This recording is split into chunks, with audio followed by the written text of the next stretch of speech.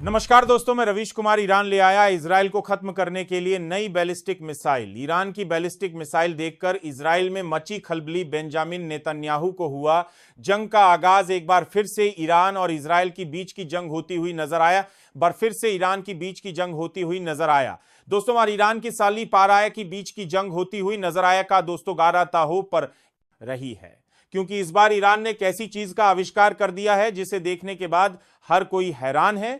Iran ने अपनी नई बैलिस्टिक मिसाइल का परीक्षण करने के लिए उसको आसमान में छोड़ा। ईरान ने बताया कि उसकी यह बैलिस्टिक मिसाइल सबसे पावरफुल है फिलहाल। वीडियो में आगे बढ़ने से पहले हमारे चैनल को सब्सक्राइब करें और हमें कमेंट बॉक्स में बताएं आप किस देश, किस राज्य से हमारी खबर देख रहे हैं और इसे अंतरिक्ष में छोड़कर इसकी पावर का ज्यादा टेस्ट लिया जा रहा था। उधर दूसरी तरफ इजराइल और ईरान के बीच की बढ़ती नफरत अब इजराइल की नागरिकों पर भारी पड़ रही है। इजराइल की नागरिक जो विदेश घूमने गए थे एक क्रूज के जरिए, उसे क्रूज को वापस लौटा दिया गया। लोगों ने इसका विरोध करते हुए कहा कि हम सरकार का विरोध करते हैं, बेंजामिन नेतन्याहू की, लेकिन ये लोग जो जश्न मना रहे हैं, ये लोग भूल गए हैं कि गज्जा में कत्ले आम हो रहा है और हम इन लोगों को जश्न मनाने नहीं देंगे। उधर दूसरी तरफ बेंजामिन नेतन्याहू और ईरान के अयातुल्ला अली के बीच में जंग जैसे आसार बनते चले जा रहे हैं। गाजा के लोगों की मदद करने के लिए ईरान अपने आप को जंग में झांक सकता है, क्योंकि ईरान को पता है कि उसको इजराइल को अगर खत्म करना है तो एक जंग और लड़ने ही पड़ेगी। जिन मासूम लोगों की जान जा रही है, चाहे वह हॉस्पिटल हो, स्कूल हो या फिर वह जगह जहां पर लोग खाना खाने जाते हैं, वहां पर बम बरसा दिए जाते हैं इजराइल द्वारा, और इसी में कई मासूम लोगों की जान भी चली जाती है या मां के होती तो बदला ले ही रहे हैं। और उनका बदला देखकर ईरान ने भी फिर से एक बार जंग का मन बना लिया है। बीते दिन यमन के होती ने इजराइल पर ताबड़तोड़ हमले किए, जिसका अंजाम यह हुआ कि इजराइल देखता रह गया और यमन के होती ने निशाना लगाकर इजराइल के कई ठिकाने उड़ा दिए। यहां तक कि तेल अवीव में भीषण आग भी दिखाई दी और देखते ही देखते कि हवाओं में आग बरसने लगी। उधर दूसरी तरफ सायरन बजाते रहे इजराइल के लोग, इधर उधर होते रहे। डर का माहौल था। अपनी जान बचाने के लिए लोगों ने बकरों का सहारा लिया। इजराइल जानता है कि यमन के होती उससे बदला लेने के लिए अरब देशों से भी उलझना को तैयार है। यमन की होती का साफ कहना है कि अगर इंसानियत को बचाना है और जिन मासूम लोगों का खून बहाया जा रहा है उन लोगों को बचाने के लिए हम इजराइल से हर तरीके की जंग लड़ने को तैयार है। जब तक इजराइल युद्ध विराम नहीं करता, अपना खूनी खेल नहीं रोकता, तब तक हम भी रुकने वाले नहीं है। जो लोग आज खड़े होकर तमाशा देख रहे हैं उनको शर्म आनी चाहिए। अब तक न जाने कितने मुसलमान की जान जा चुकी है और अभी भी इजराइल लगातार हमले कर रहा है। यह खूनी संघर्ष रुकवाने के लिए तमाम देश को हमारे साथ आना चाहिए, लेकिन जो अब देश खड़े होकर तमाशा देख रहे हैं वह एक बार जान ले कि वह लोग भी सुरक्षित नहीं है। हम उन पर कभी भी हमला कर देंगे। उधर दूसरी तरफ ईरान ने बताया कि उसकी बैलिस्टिक मिसाइल इतनी पावरफुल क्यों है। ईरान अपनी पावर दिखाकर इजराइल को डरा रहा है और यह सारी चीज देखने के बाद बेंजामिन नेतन्याहू अमेरिका की मदद जरूर लेंगे।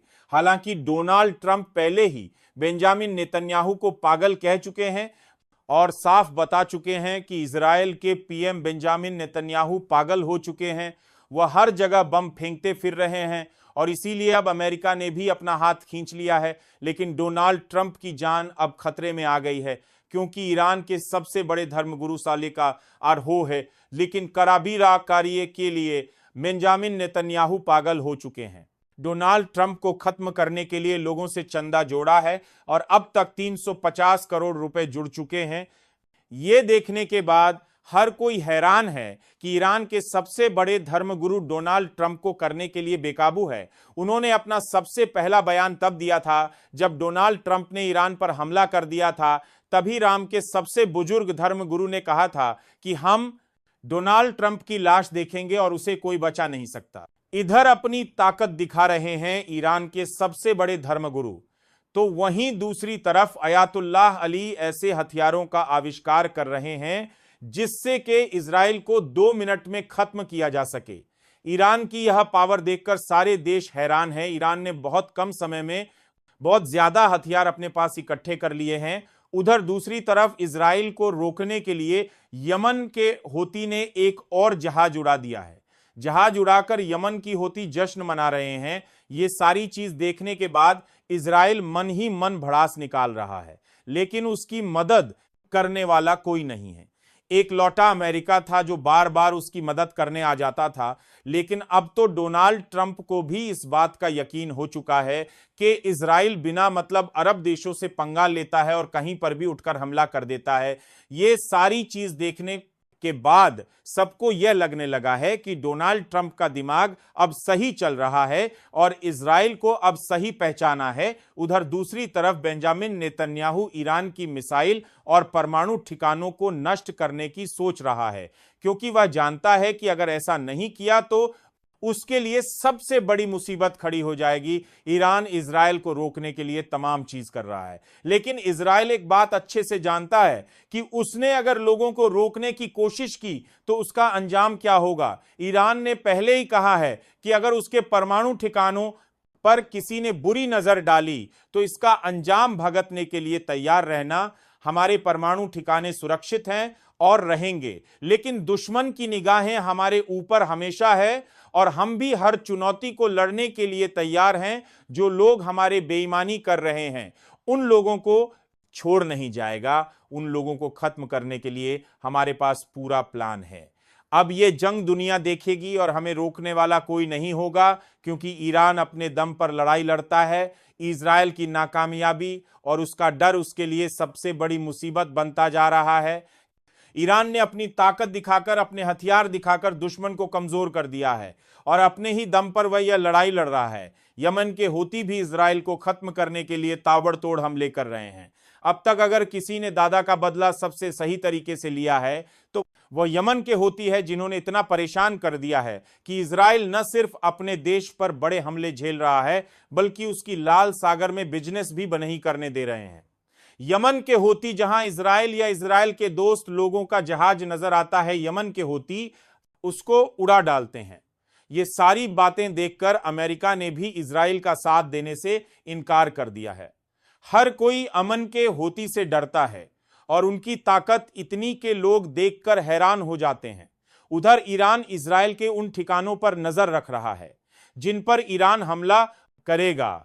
ईरान का हमला कब होगा, कैसा होगा, ये कोई नहीं जानता, क्योंकि ईरान जानता है उसे अपने दुश्मन को कैसे खत्म करना है और इसीलिए ईरान इजराइल के हर ठिकाने को उड़ने की कोशिश कर रहा है। लेकिन ईरान जानता है कि उसे कब हमला करना है, एक ऐसा वक्त जब इजराइल अपनी बर्बादी का मंजर खुद देखें। बेंजामिन नेतन्याहू लोगों के सामने हाथ जोड़ और अपने आप को बचाने की कोशिश करें। ईरान अपनी ताकत उसे वक्त दिखाएगा जब इजराइल सबसे ज्यादा कमजोर होगा, क्योंकि ईरान ने 12 दिन के अंदर इजराइल को बर्बाद कर दिया था। ईरान के वह 12 दिन के हमले इजराइल आज भी भूल नहीं पा रहा है।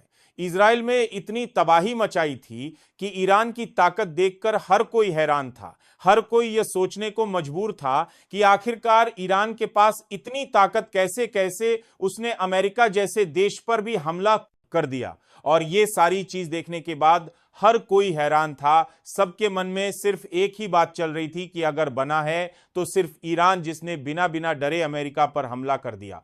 फिलहाल वीडियो अच्छा लगा है तो चैनल को सब्सक्राइब करें और हां, हमें कमेंट बॉक्स में जरूर बताएं आप किस देश, किस राज्य से हमारी खबर देख रहे हैं।